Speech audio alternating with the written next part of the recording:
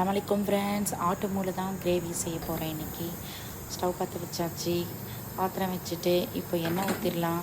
சின்ன கரண்டி அளவுக்கு எண்ணெய் ஆறு கரண்டி அளவுக்கு ஊற்றிட்டு நல்லா கொதிக்கட்டும். கொதிச்சுட்டு வந்தாச்சு.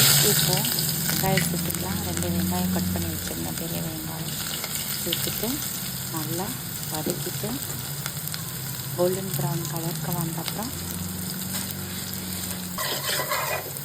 இஞ்சி பூண்டு பேஸ்ட் சேர்த்துக்கலாம். இப்போ வந்துருச்சு. நல்லா இஞ்சி பூண்டு பேஸ்ட்டு 2 டீஸ்பூன் அளவுக்கு சேர்த்துக்கலாம்.